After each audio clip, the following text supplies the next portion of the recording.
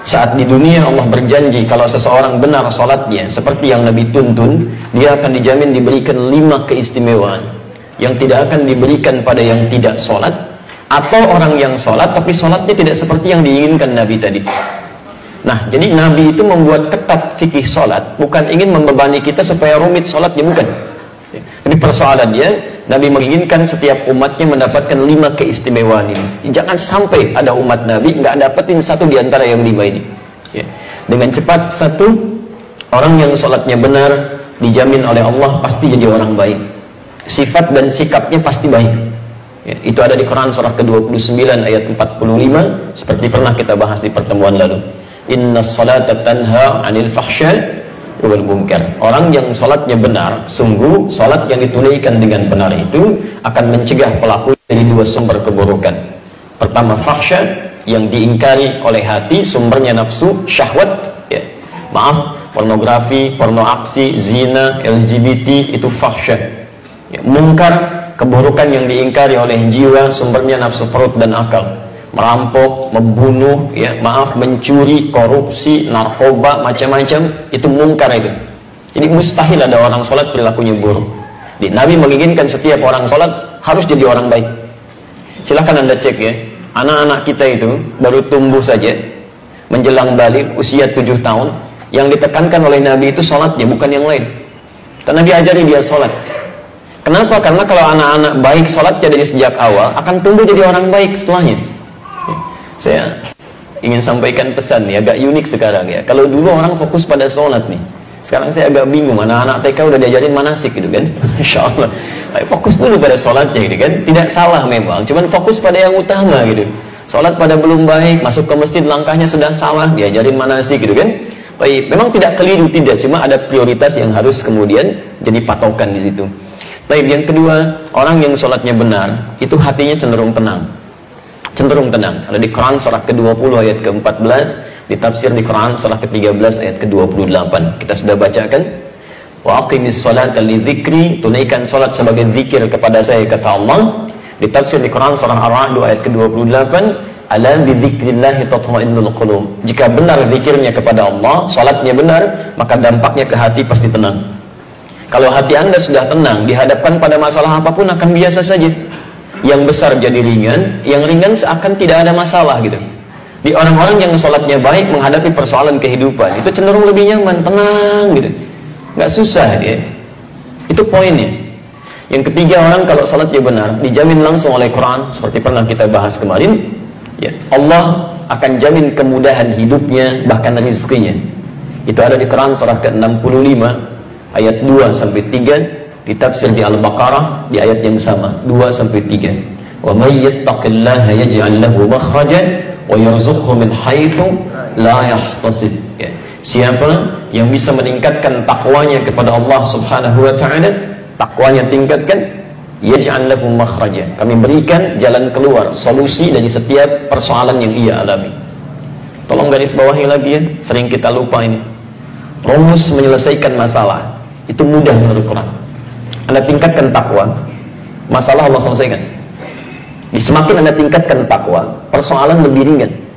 Orang-orang yang terus meningkatkan takwanya kepada Allah, maka akan diringankan kehidupannya oleh Allah. Bukan gak punya masalah, Bu ya.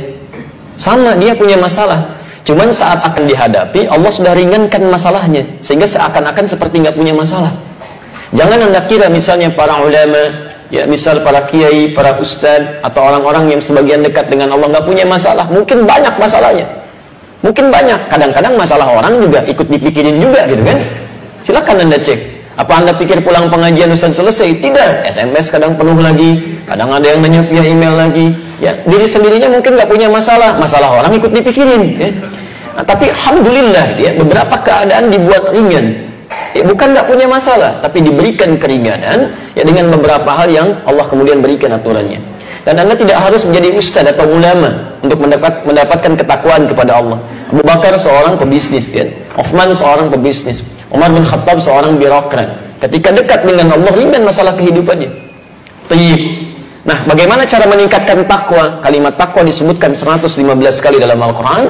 Kalimat pertamanya bersanding dengan sholat di Al-Baqarah ayat 2-3. Dzalikal kitabu la raiba fi hudan lil muttaqin. Siapa muttaqin ini? Ayat 3-nya. Alladzina yu'minuna bil ghaib wa yuqimunas shalah, yang menyempurnakan salat. Jadi kalau Anda punya persoalan dalam kehidupan, padahal salat tiap hari 5 waktu plus sunnahnya belum selesai juga, maaf, bukan karena salatnya, mungkin cara kita menunaikannya yang belum sempurna. Karena bahasa Qur'annya menyempurnakan salat, bukan cuma asal salat. Baik, yang keempat, orang yang salatnya benar dijamin langsung oleh Al-Qur'an, setiap doa yang ia mohonkan kepada Allah itu akan disegerakan untuk dijawab. Disegerakan untuk dijawab.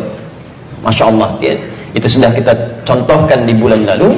Bahkan contoh yang sangat luar biasa, yang kata manusia nggak mungkin terjadi, kata Allah tidak ada yang mustahil.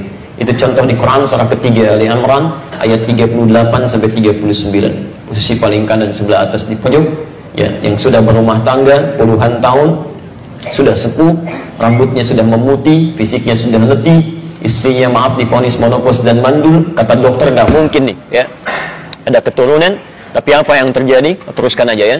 Antum kan sudah sholat, tenang aja deh. Baik. Urusan lampu padam nyala, urusan kita ta'lim. Baik. Jadi apa yang terjadi? Suaminya kemudian sholat, memohon kepada Allah dalam sholatnya dan dikabulkan dan punya keturunan dia. Ya. Dan yang terakhir, yang kelima, teman-teman sekalian, orang yang sholatnya benar dijamin oleh Allah Subhanahu Wa Taala hidupnya akan selalu bersanding dengan kesuksesan dan kebahagiaan apapun aktivitasnya. Itu ada di Quran surah ke-23 ayat 1 dan 2. Jadi Anda tidak diminta oleh Allah jadi apapun, silahkan aja sesuai dengan apa yang Anda kira-kira inginkan, selama itu baik. Yang penting kaidah Qurannya soleh, ya, menjaga aturan Allah, dekat dengan Allah. Quran surah ke-7 ayat 189. Anda mau jadi pembisnis, silahkan, pembisnis yang soleh. Anda jadi diplomat, silahkan, diplomat yang soleh. Anda mau jadi tentara, polisi, silahkan, tentara polisi yang soleh. Ya, Anda mau jadi apapun silahkan, sepanjang Allah ridha, itu saleh. Nah, dijamin oleh Quran, jika benar salat Anda khusyuk ditunaikan, maka semua profesi Anda akan dibimbing oleh Allah mencapai puncak kesuksesan terbaik dan bahagia hidupnya. Ya, dalilnya Quran surah ke-23 ayat 1 dan 2. Qad aflahal mu'minun. Orang yang imannya benar pasti akan mencapai kesuksesan dan kebahagiaan dalam setiap aktivitas hidupnya. Apa ciri pertamanya? Ayat 2-nya. Alladzina hum fi salatihim khashi'un. Jadi rahasia di balik perintah Nabi, ketatnya aturan Nabi terkait persoalan salat ini bukan semata persoalan fikih, tapi Nabi ingin memastikan semua umatnya, satu, baik sifat dan sikapnya, kedua, tenang dalam menjalani kehidupan, ketiga, mudah dalam mengatasi persoalan, keempat, bila cepat dikabulkan Allah, dan kelima, apapun profesi mereka bisa mencapai puncak kesuksesan yang diharapkan dan bahagia kehidupan.